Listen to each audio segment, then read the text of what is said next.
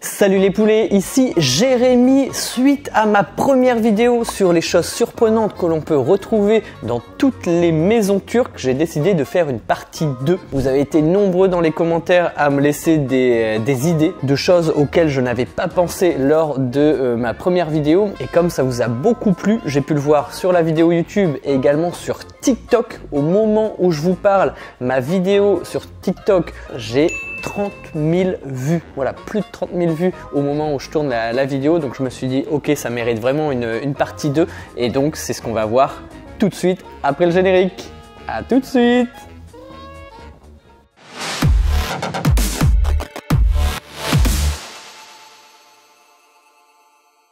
Avant de commencer cette vidéo, je voulais déjà vous remercier de me suivre sur YouTube, sur mes réseaux sociaux, que ce soit TikTok ou Instagram. Merci beaucoup.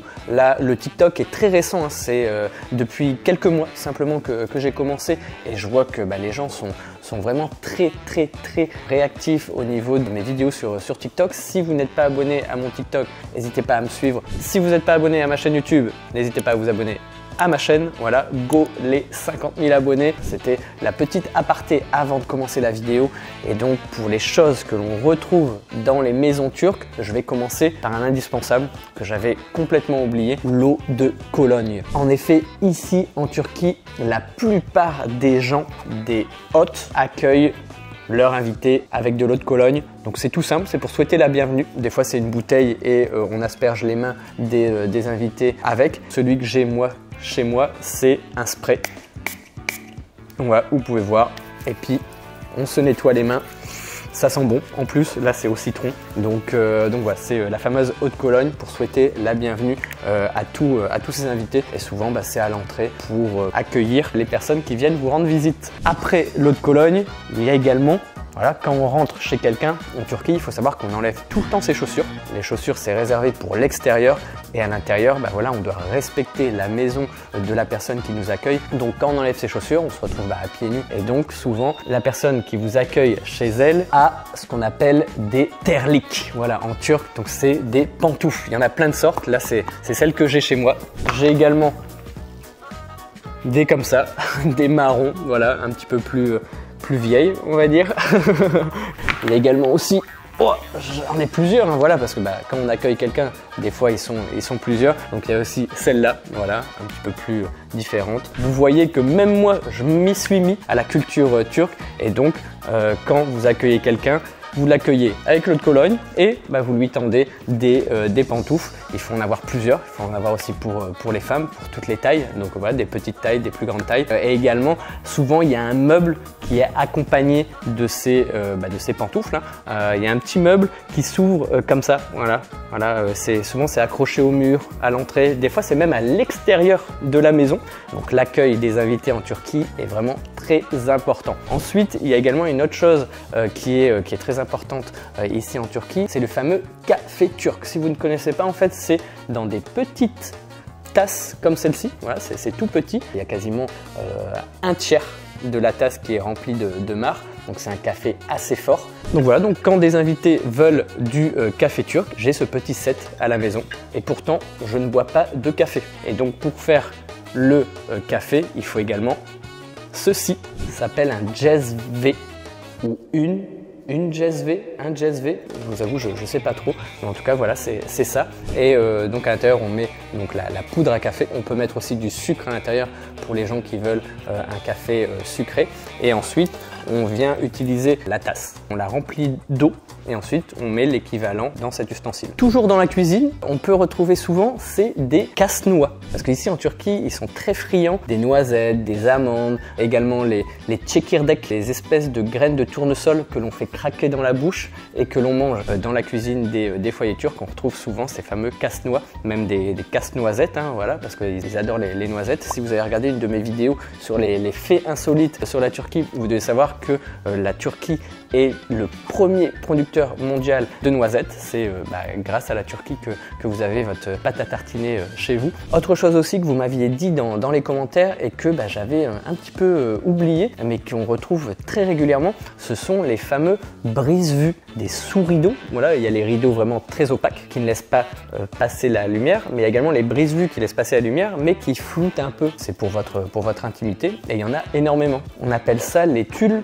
perdé, si je prononce bien, et ça c'est très commun ici en Turquie. Il y a également aussi beaucoup de dentelles. Moi j'y ai pas pensé tout de suite parce que je suis originaire du nord de la France, je sais pas si c'est juste dans le nord, mais je sais que mes grands-parents avaient souvent voilà, des espèces de napperons en dentelle. C'est pour ça que ça m'est pas venu à l'esprit tout de suite, mais comme vous me l'avez fait remarquer, en Turquie c'est vrai qu'il y en a beaucoup, surtout dans les maisons un petit peu plus anciennes où les personnes sont un petit peu plus âgées. Maintenant pour les plus jeunes, il y en a quand même un petit peu moins, ou alors c'est des cadeaux de la famille. Ensuite, on va quitter le salon et la cuisine et on va partir dans les toilettes. Il faut savoir qu'il y a une petite chose en plus qu'on ne retrouve pas dans les toilettes en France ou en Europe de manière générale. Ça s'appelle le taharet. Donc en fait, c'est un espèce de petit robinet qui se trouve directement dans la cuvette. Pour vous illustrer, je vais vous montrer, ce sera plus simple, ce sera plus visuel. On se retrouve donc dans mes toilettes, voilà, en endroit un petit peu spécial pour tourner une vidéo, mais c'est pour vous montrer voilà, ce fameux robinet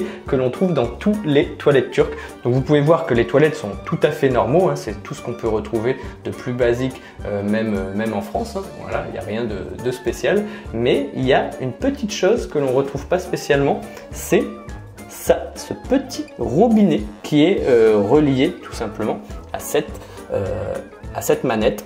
Donc dès qu'on enclenche la manette, eh ben, vous pouvez voir qu'il y a de l'eau qui jaillit. En fait, ça sert tout simplement à se nettoyer les parties intimes, le popotin, voilà, une fois que vous avez été aux toilettes. Et c'est également très utilisé tout simplement pour les personnes qui font leurs ablutions avant d'aller prier. Et j'ai beaucoup d'amis qui sont surpris à chaque fois de voir ça. Ils me disent « Jérémy, à quoi ça sert? Voilà, il y a un petit robinet à l'arrière des toilettes. » Et quand je leur explique, je leur dis, bah voilà, c'est pour l'hygiène, pour se nettoyer après. Ils me disent, ah oui, ok, donc c'est un espèce de robinet pour le cucu, tout simplement, pour reprendre l'expression d'un de mes amis qui m'a dit ça. Et maintenant que je vis en Turquie, et ben, quand je rentre en France, et ben, je me dis toujours, et ben, c'est quand même très très pratique. Et je me dis en France, en fait, on n'est pas très propre, hein, voilà, parce que c'est se nettoyer sans eau.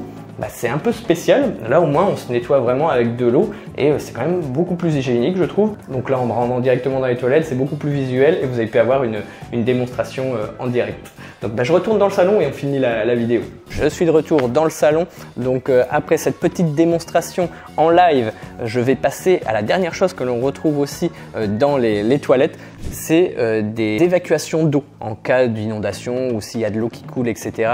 Ou pour nettoyer tout simplement la salle de bain, on peut mettre de l'eau un peu partout et donc avec la raclette, hein, tout simplement pour nettoyer, on peut faire partir l'eau dans cette fameuse gouttière, j'ai envie de dire, parce que c'est une petite grille métallique, souvent de forme carrée, qui se retrouve tout simplement au sol et dans lequel l'eau s'évacue. Je trouve ça très pratique parce que ça m'est déjà arrivé une fois que mon toilette a fui et donc j'étais bien content d'avoir cette petite évacuation, cette petite grille qui a fait partir tout l'eau. S'il n'y avait pas eu cette grille là, l'eau se serait accumulée tout simplement. Donc j'étais bien content d'avoir ça et je trouve que c'est plutôt ingénieux. Donc voilà pour les choses que l'on retrouve dans les foyers turcs et que l'on ne retrouve pas spécialement dans les autres foyers du monde. J'espère que la vidéo vous aura plu. Si vous avez encore d'autres idées, parce que suite à ma première vidéo, c'est vous qui m'avez donné toutes ces nouvelles idées, ces nouvelles choses que l'on retrouve dans les maisons turques. Donc si vous en avez d'autres, n'hésitez pas, je ferai peut-être une partie 3, hein, qui sait. N'hésitez pas à me suivre sur Instagram, sur TikTok pour voir du contenu un petit peu différent